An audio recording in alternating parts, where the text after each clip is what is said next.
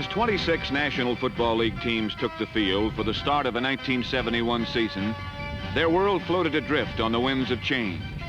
The catalyst for the game's evolution to its present form has been defense. As modern professional defenses have been redressed and refined, elements of offense have been suppressed. But while stronger defenses have detoured certain scoring lanes, at the same time they have opened new avenues of attack.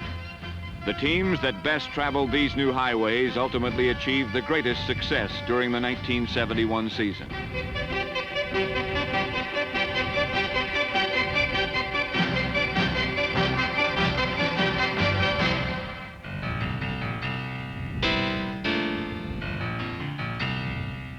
Defense. For every action, a reaction. Every move, a counter move. Possession was no longer 9/10 of the law as modern defenses claimed their right to the ball.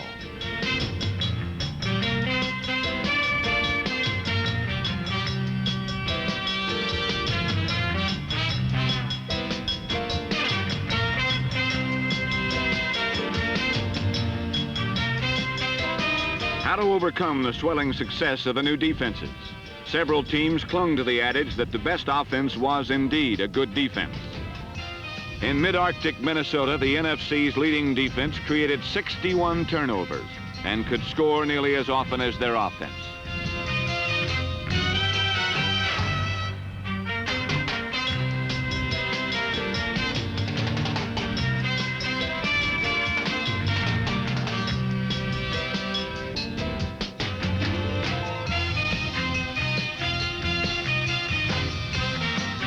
Viking defensemen are so storied that in 1971, Alan Page, number 88, became the first defenseman ever named the league's outstanding player.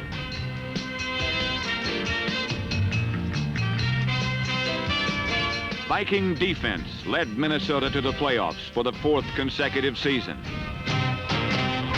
Riding an offensive defense, the Atlanta Falcons soared to their first winning season ever. Number 27, Tom Hayes, scored 3 touchdowns, all while playing defense. On consecutive Sundays, Hayes scored with blocked punts and later in the season traveled 60 yards with a fumble.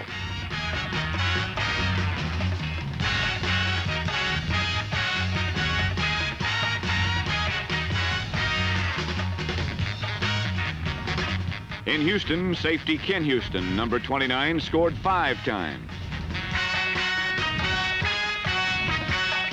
His 2 interceptions for scores versus San Diego tied an NFL mark, and his 4 in one season and 9 lifetime tallies are NFL records.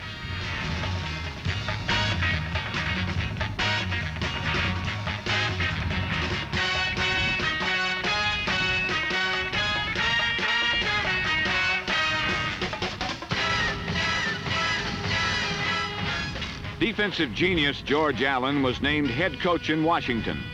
And under his guidance, the Redskin defense finally lent support to its explosive offense.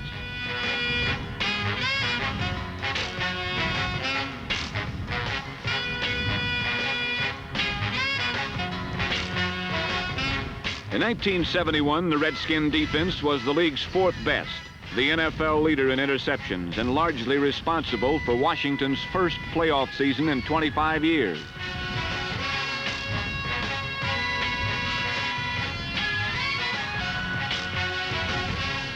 While Allen built his defense with veterans, new Veterans Stadium in Philadelphia saw a youth movement as the Eagles' last 4 number 1 draft picks are now starters on defense. But a number 3 pick, Bill Bradley, number 28, made the most noise as he led the league in interceptions with 11.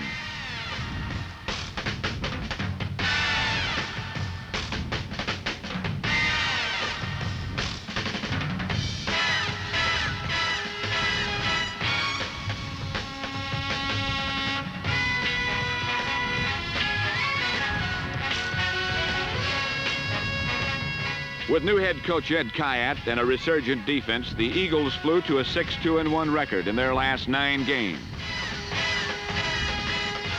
In Baltimore, the league's best defense led the Colts into the playoffs and made their zone defense legend. The zone puts pressure on the linebackers, but Ray May, Mike Curtis, and Ted Hendricks, backed in the secondary by All-Pros Rick Volk and Jerry Logan, make the zone work. The Colt defensive line gave up only 80 yards rushing per game, allowing the Colt linebackers to drop back in the middle range, freeing the secondary to watch for the bomb. With all areas covered, there are plenty of Colts around for a rebound.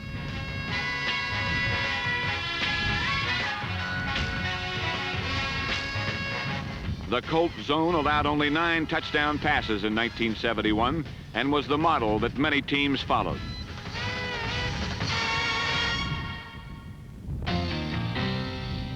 The Baltimore Colts zone defense and its offspring have caused many changes in offensive strategy. The zone was designed to eliminate the quick strike, the long one. Though teams can still explode the bomb, more and more they have had to find new ways of launching it, adding, not detracting from the game's excitement.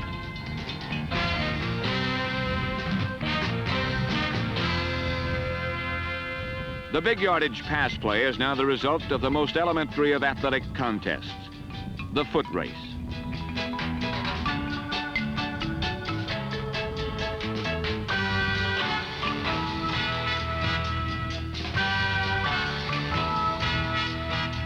The big yardage pass play is now the result of Superman effort, where one man overcomes impossible odds.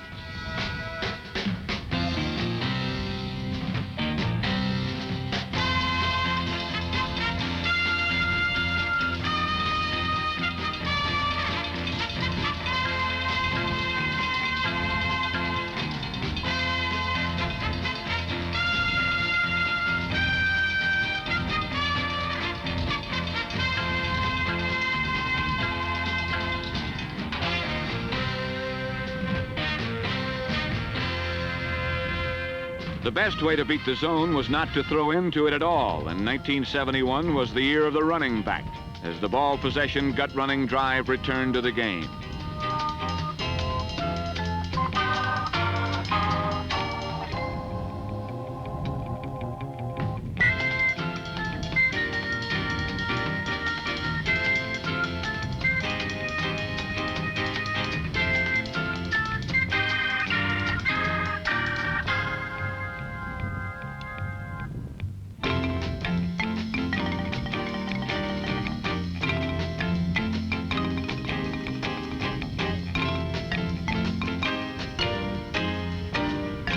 In 1971, 5 men cracked the 1,000-yard barrier. In Denver, where the fans were number 1, Floyd Little, number 44, was also number 1 as he gained over 1,100 yards to lead the NFL in rushing.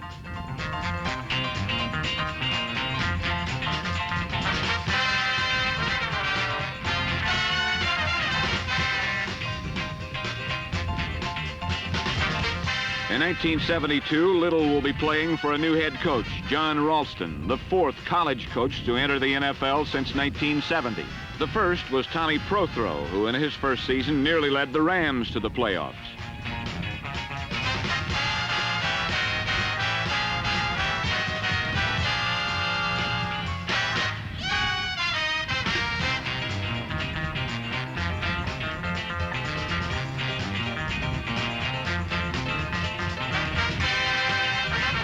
With a bevy of talented runners, the Rams gained nearly 5 yards per rush to lead the NFC. And Willie Ellison, number 33, gained 1,000 yards, getting 1/4 of that in one game. Ellison's 247 yards versus the Saints established a new NFL mark for yards rushing in one game.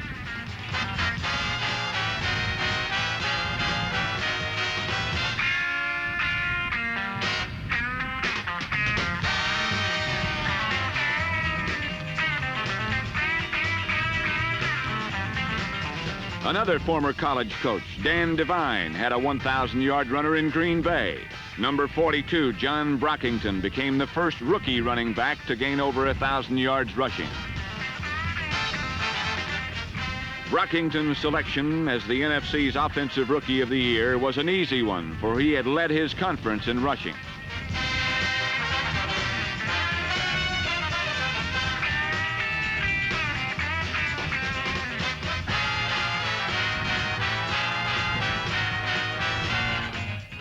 In Detroit, Steve Owens, number 36, rocked and socked his way for more than 1,000 yards and helped make the Lions the NFC's leading rushing team.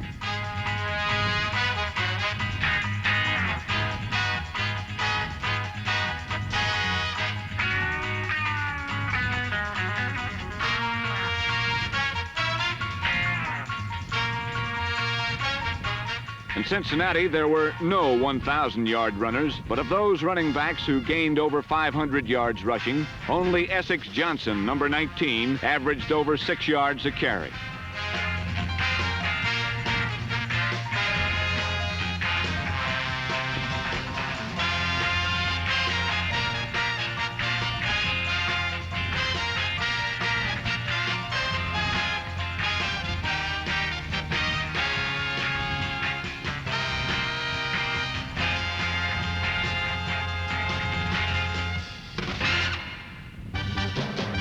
The leading rushing team in the NFL was the Miami Dolphins. Larry Zonka and Jim Kick put them there. Zonka, number 39, gained over 1,000 yards, averaged over 5 yards a carry, and was nearly unstoppable at the goal line.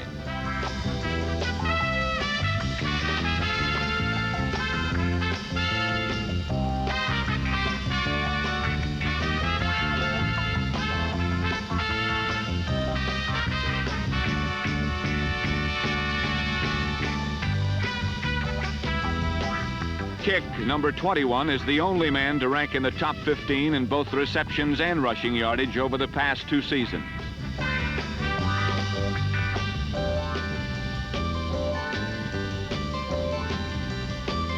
Miami handkerchief salutes were also for quarterback Bob Greasy, the AFC's leading passer and most valuable player. They saluted Paul Warfield, number 42, who led the league with 11 touchdown catches. Miami needed and used all their firepower to overcome the Chiefs in their first-round playoff game.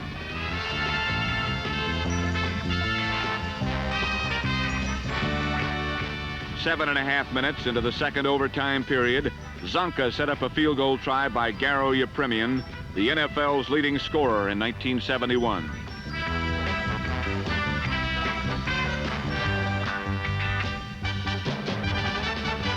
Yepremian's 37-yard field goal ended the longest professional football game ever played and sent Miami to the AFC Championship game. In Miami, the Dolphins moved a step closer to the gold at the end of the rainbow by shutting out the Colts and ending their reign as NFL champions.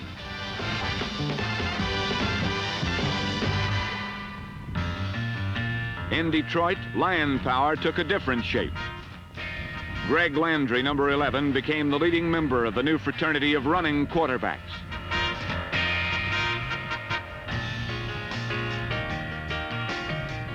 In 1971, Landry gained 530 yards to establish an NFL record for yards gained rushing by a quarterback. Pittsburgh's Terry Bradshaw became more valuable to his team by developing as a runner, and he gained more yardage than any quarterback in his conference.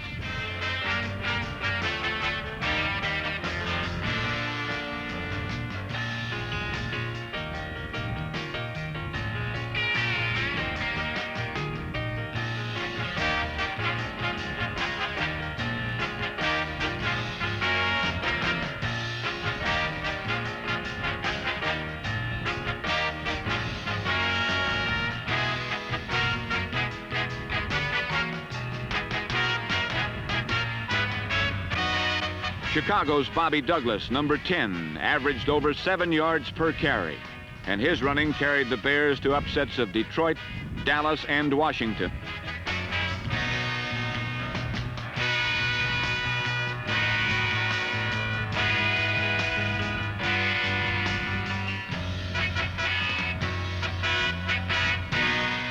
In midstream 1970, J.D. Roberts became head coach in New Orleans. In 1971, the Saints drafted Archie Manning. In his first game, Manning's last play touchdown upset the Rams. And 4 weeks later, his 2 scores shocked Super Bowl champion Dallas.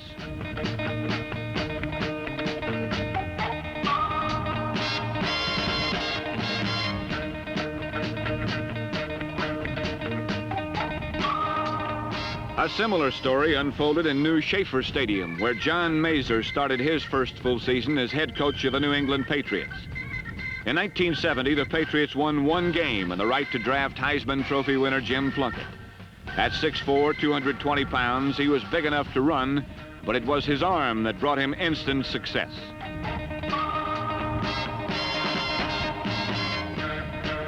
In his first game, Plunkett threw 2 touchdown passes and led the Pats to an upset of the Raiders. Then Plunkett and his former college catcher at Stanford, Tiny Randy Vataha, number 18, pulled 2 more shockers. First, they combined for 2 scores in a win over Super Bowl-bound Miami. Then on closing day, they teamed for 2 more touchdowns, including an 88-yarder. Plunkett's 19th touchdown pass, Vataha's 9th touchdown reception, and another incredible upset, this time over the 1970 NFL champion Baltimore Colts.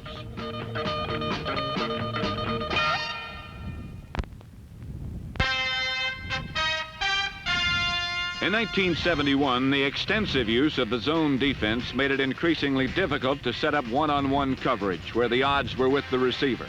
Still, several teams found ways to accomplish it. In Kansas City, rookie Elmo Wright, number 17, teamed with longtime big play receiver Otis Taylor, number 89. Facing 2 deep threats, the defense could not key on either, and each man averaged over 20 yards a catch.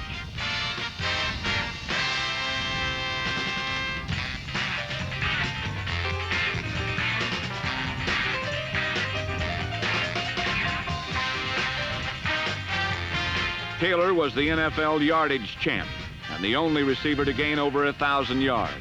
And he and Wright did enough touchdowns celebrating to lead the Chiefs to the AFC West crown.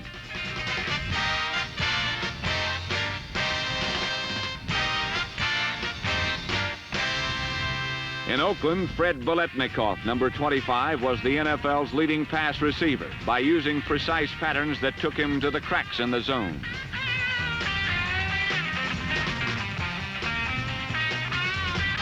Across the bay in San Francisco, Gene Washington, number 18, was the NFC yardage king and one of pro football's most exciting pass receivers.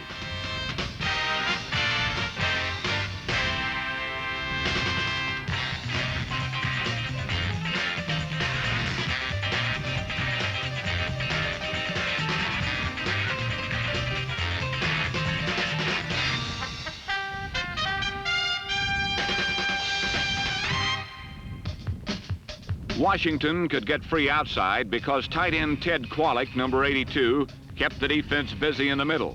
In 1971, Kwolek and other tight ends grew to stardom by exploiting the one weakness of the zone defense, the seam between the linebackers and defensive backs.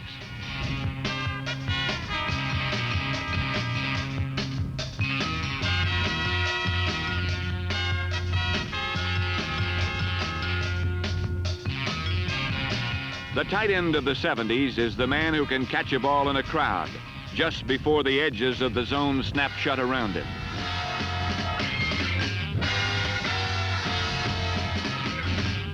Some teams were so successful that in Yankee Stadium, Bob Tucker, number 38, became the first tight end to lead his conference in pass reception.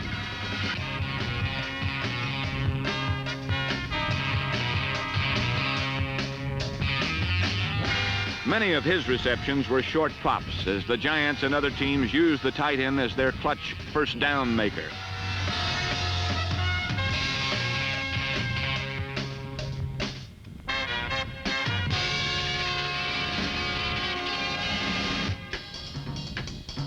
Though the Lions' Charlie Sanders, number 88, caught just 31 passes, he was the NFL's all-pro tight end. Sanders completely filled the bill as the critical catch receiver.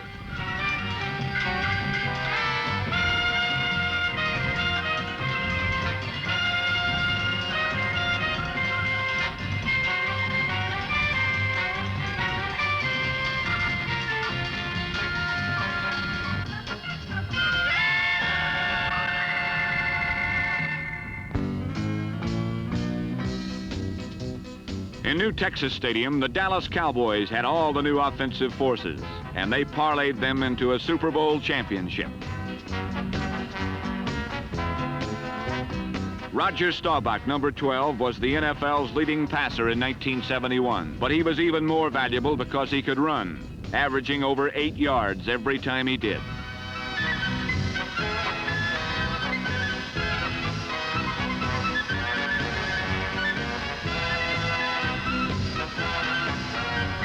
Dallas had 3 fine running backs in Walt Garrison, Calvin Hill, and Dwayne Thomas.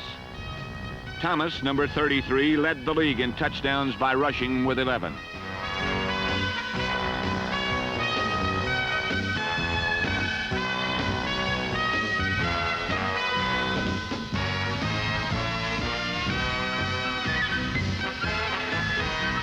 The Dallas tight end position, split between Billy Truax, number 87, and Mike Ditka, number 89, contributed 45 catches.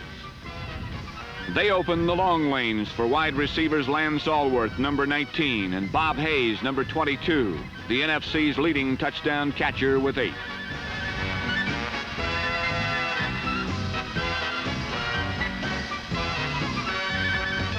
The eyes of Texas also gazed on one of the league's top defenses. 10-year All-Pro Bob Lilly, number 74, and a ball-hawking supporting cast helped put Dallas in the Super Bowl.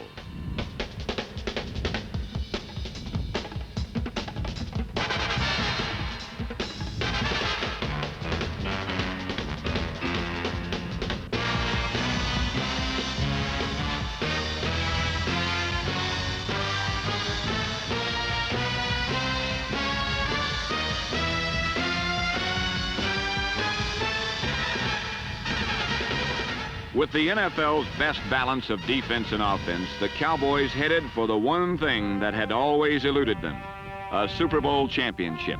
In quest of their first NFL championship and facing the Miami Dolphins, the Cowboys played a perfect football game.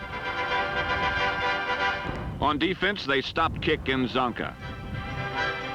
They harried Greasy, shut down Warfield, and yielded just 3 points.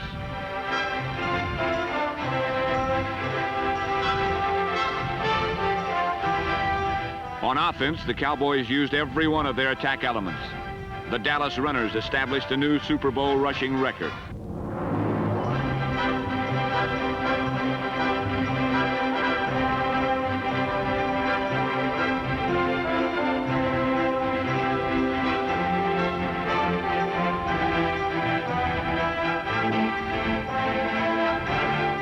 Staubach passed with his league-leading form, hitting wide receiver Allworth for 1 score and tight end Ditka for a second as the Cowboys swamped the Dolphins 24-3.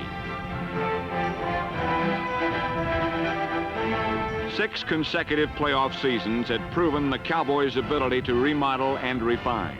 They used that ability to conquer a season of change and were the 1971 National Football League champions.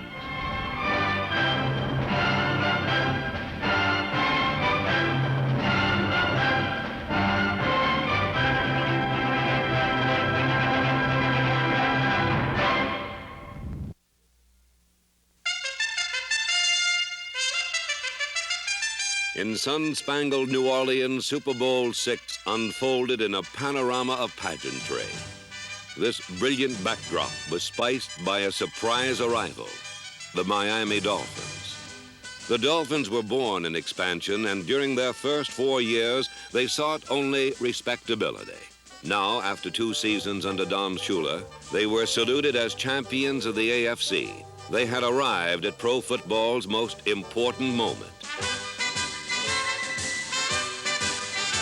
And in the carnival atmosphere of Super Bowl VI, the Dolphins would celebrate the joy of an incredible season.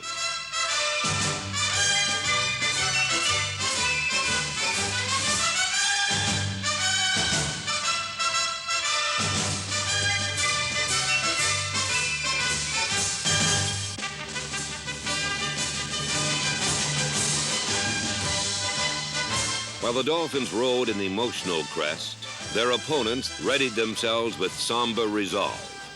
For even in the midst of sunny celebration, the Dallas Cowboys were haunted by a troublesome past. A past one man felt more keenly than anyone else. In 1960, bright young Tom Landry was called to Dallas and given an expansion team. The Cowboys did not win a game in their first 12 tries. "I'll build a winner from the ground up," said Landry, and with draft choices like TCU's Bob Lilly, the ragtag look of expansion began to give way to order. In '61, they won their first game. In '63, they became competitive. In '65, they challenged for a division title, and in '66, they won it. They were ready to match dynasties with the Green Bay Packers in 2 successive championship games. The final play of both games shaped the course of pro football in the '60s. Green Bay, a winner, Dallas, a loser. Next, the Cleveland Browns would foil 2 Cowboy seasons with crushing playoff victories, sparked by a brilliant young wide receiver named Paul Warfield. In 1970, Dallas finally reached the Super Bowl, only to have the Baltimore Colts deliver another last-second defeat. 5 consecutive division championships, 5 consecutive failures. They were labeled loser, a team with a Roman appetite for victory without the Spartan will to sacrifice for it. The Cowboys listened to the labels as they began to doubt themselves. And so a team with 61 wins in 6 years became best known for its defeats.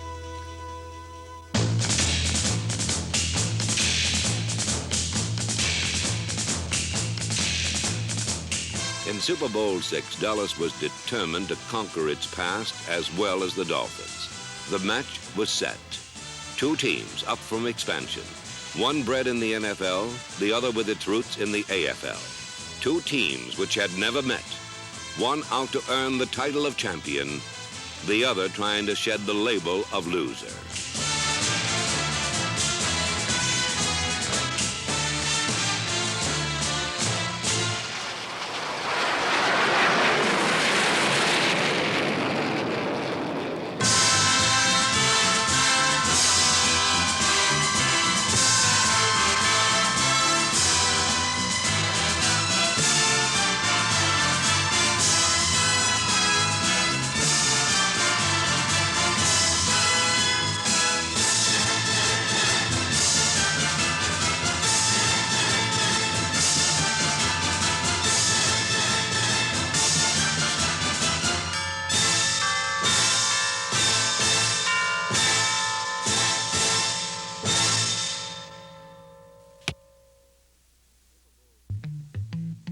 Super Bowl VI matched 2 coaching philosophies: Tom Landry's multiple offense, Don Shula's basic ball control. Over the years, the precision of the Cowboy offense has not altered. But in 1971, the synchro mesh of the Dallas attack added some salty dog, the Dodger, Roger Staubach.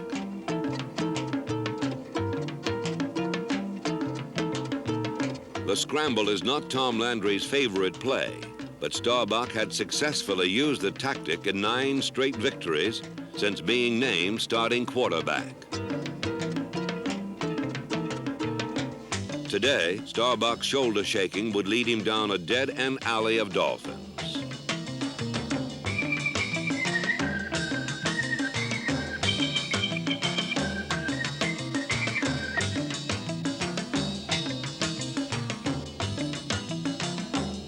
In the first quarter, Staubach left the pocket 5 times and lost a total of 9 yards.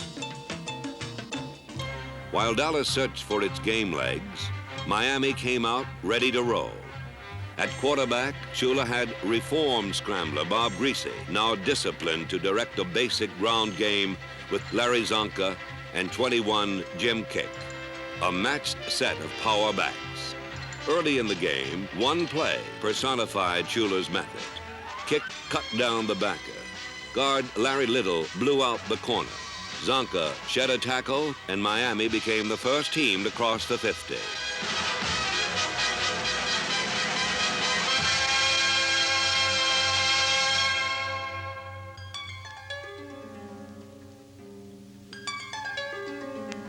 Larry Zonka fumbled for the first time in 238 carries, and a moment of early Dolphin advantage passed to the Cowboys. the young Dolphin defense turned to its leader, Nick Bonacante. Starbuck returned with a plan to strike at this Miami nerve center to gain control of Bonacante's middle area. The implement of attack was a running game designed to start flow one way, then send the ball carrier cutting sharply back against the grave. Trapped out of position and blocked on every play, Bonacante saw control of the middle slipping through his fingers as Dallas running backs began to probe the heart of the Dolphin defense.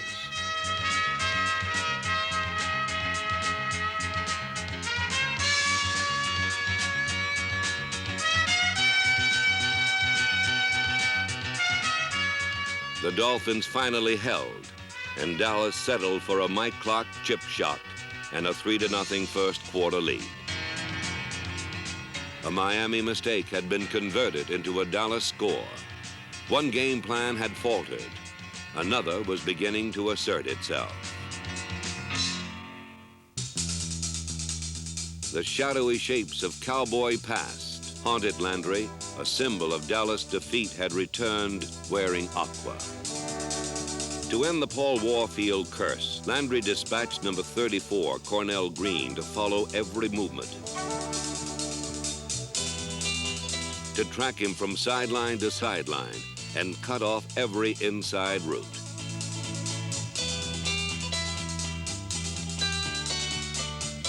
With Green blanketing inside, cornerback Mel Renfro could drop outside.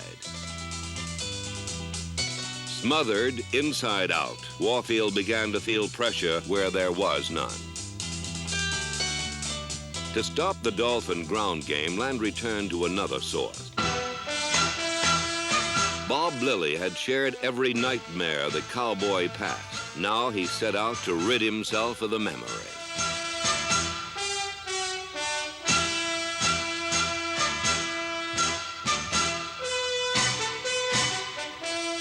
Lilly, the intimidator, breaking down Miami's plan of control and then pursuing it into all-out retreat.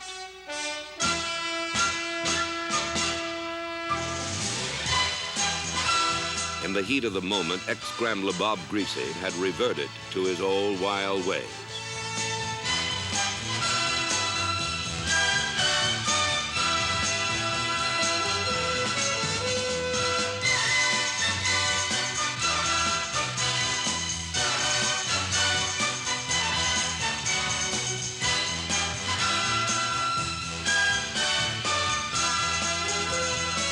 Greasy's 29-yard loss was a dramatic evidence of the trend of Cowboy domination, but a less obvious pattern of control was being established along the front lines. Liscio, Nyland, Manders, Nye, and Wright. The Cowboy offensive line, a machine well-oiled with experience, now held sway in the trenches. With clockwork precision, holes were pried open, and Walt Garrison popped through.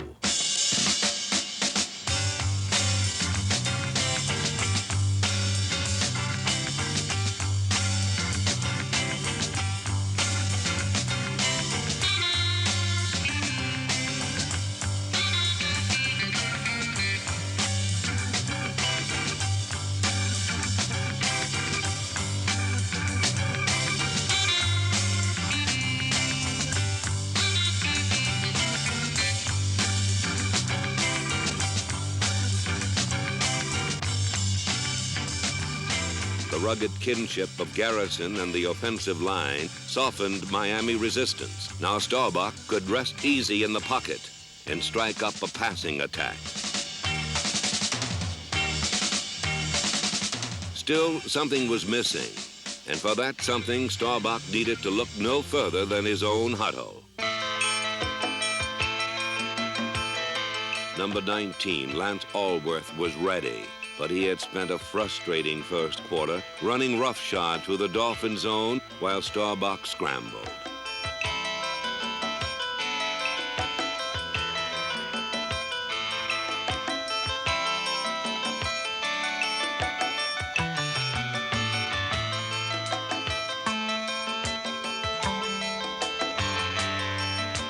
He took his problem to the proper authority. And when the Dallas ground game stalled, the magical hands of Lance Allworth were ready. For a decade, the feats of this man have been legend, but now he was about to make what he would call later the two most important catches of his career.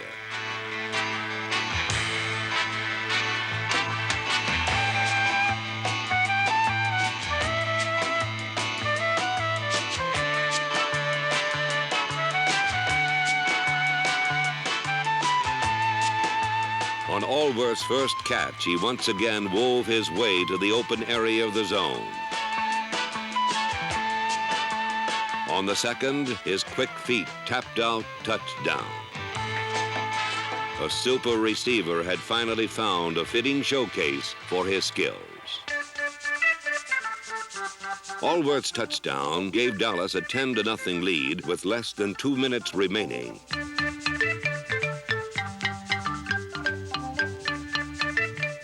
Warfield finally sifted through his escort to put the Dolphins within range at the Dallas 24.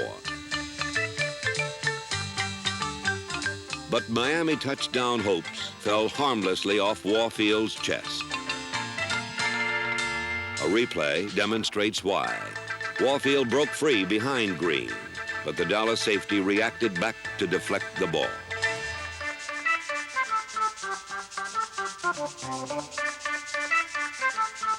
Time was short, and Miami called on its tiny Cypriot hero, Garo Yepremian, to salvage 3 points.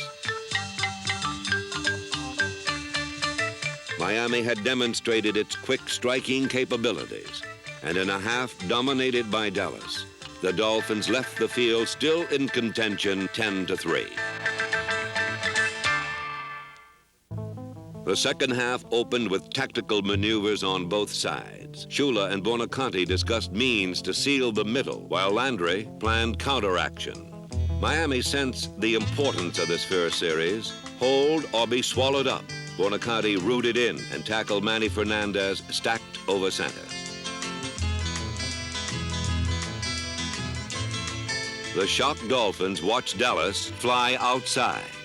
The flanks opened, and Dwayne Thomas flowed into the secondary.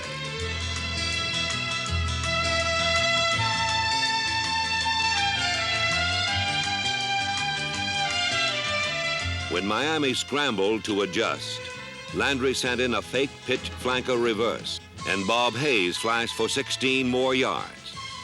Then back to Thomas to weave his way home.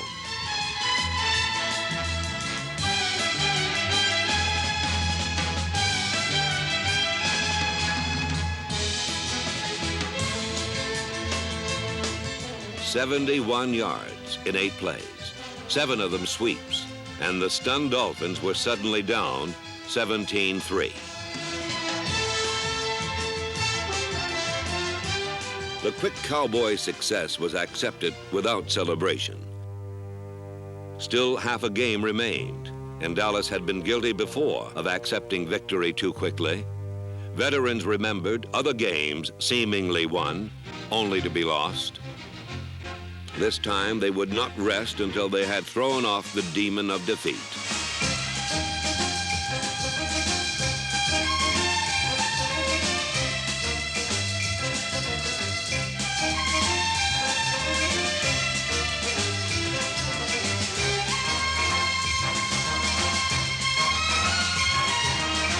Thomas, Garrison, Calvin Hill, and the offensive line plundered the Dolphins for a Super Bowl record 252 yards rushing, and Staubach settled into his role of captain with easy confidence.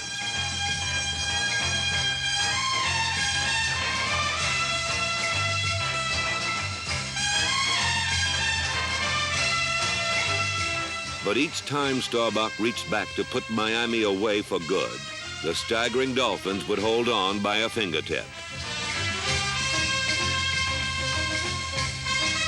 Every time it was cornered, the scruffy, no-name defense would hold its own, then lash back.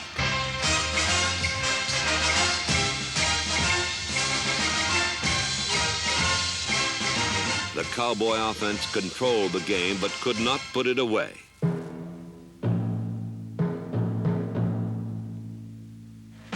Dolphin fate lay in the hands of a defense called Doomsday. Doomsday measured Miami for defeat.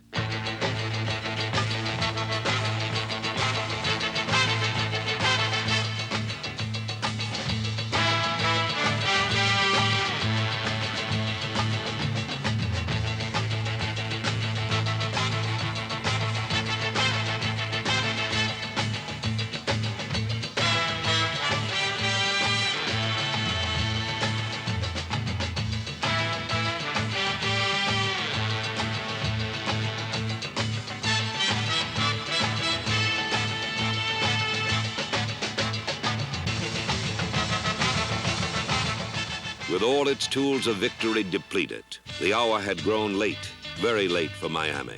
And now Doomsday would end the dream for good, with another veteran of past failure, Chuck Howley, accepting the honors.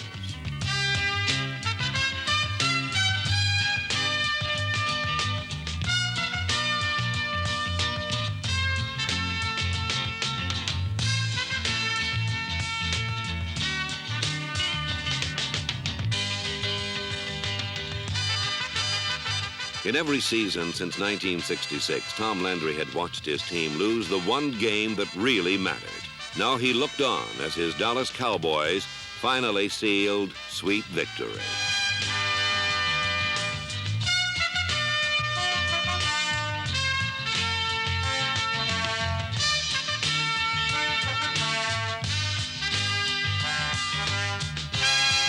Dallas led 24-3. And for the first time in their history, the crown fit. The hour had grown late, and the joyous trumpet blasts of Miami's arrival were now silent. The bright orange balloon of Miami's season had descended. The high crest of emotion now shrunken hard in the cold afternoon sun.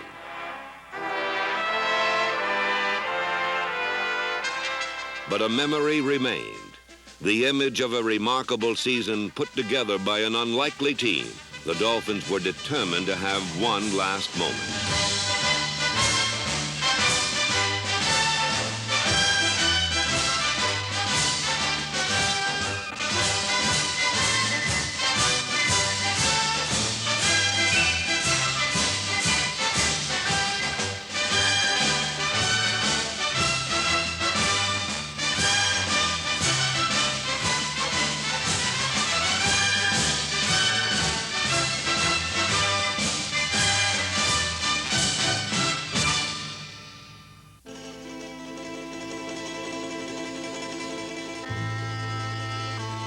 Miami's last drive ended as had its first, and the domination was complete.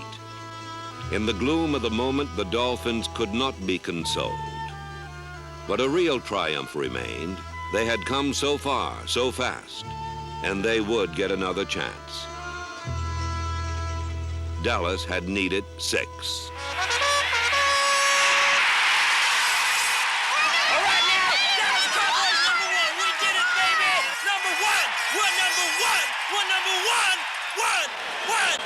We're champions, #1. Dallas Cowboys. Hey, Bob, who got that ball? Well, he fumbled, then I hit it. It hit his slide. Yeah, he fumbled it, and then whenever he went to get it, I hit it with my hand. What a time to get it. Just think, those people that had those white handkerchiefs waiting before we came out, I think they're going to use them to dry their eyes now. Look at them. Dry your eyes and weep. We're #1. Hey, let's get better now. We'll improve out here next couple series. Let's go. Yeah, we're in good shape now. All we have to do now is just hold the ball. Yeah, that we got one solid quarter running tough, baby. Running tough. Ready? Set. Hutchie, hutchie, hutchie.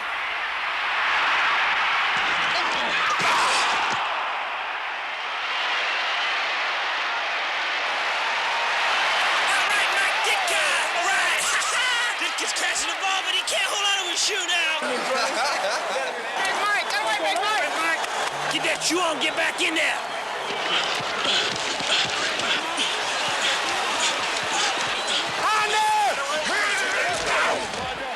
Did we get enough? Looks like it. First down, dynamite. Get back in there. Go, Cal. Turn it up. Go, Cal. Run, baby, run!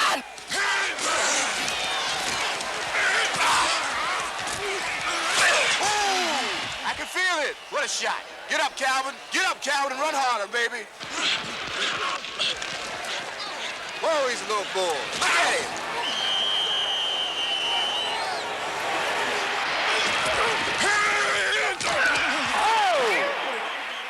Come on, official. Late hit. You know it was a late hit. Don't hit him, Calvin. Don't hit him. You're too big. Gotta be cool. You gotta be cool.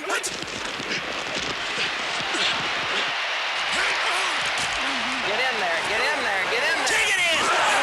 Woo!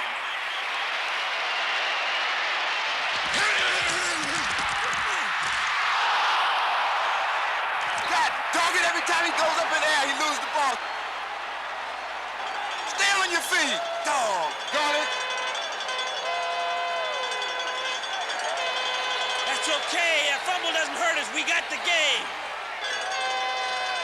Hey, Walt. Wow, man, what happened? My tongue. Your tongue? I guess you realize now this is a pretty rough game. Or either that or you just keep your tongue in your mouth. All right. Ooh, man. Finally. Oh. What do you think, Coach? I think it's pretty nice. Congratulations. I'm really happy. Hurry up, Mike! We're finally number one. All right. Let's go, boy. Number one.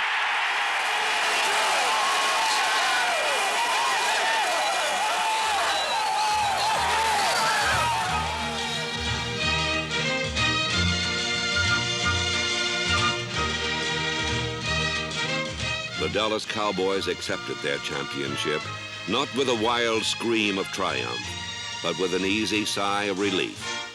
12 years separated Tom Landry from his first dream to its realization, and in the end, the long, hard road made the final destination seem all the sweeter.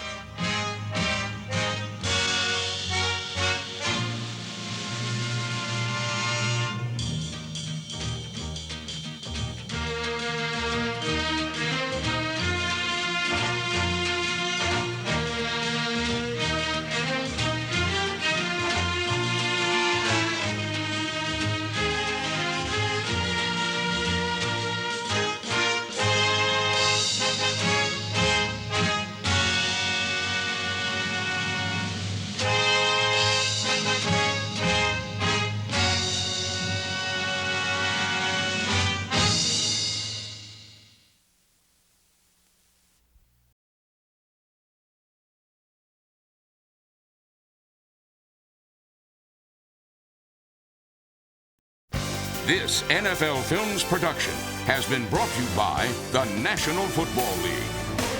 The NFL is online at www.nfl.com.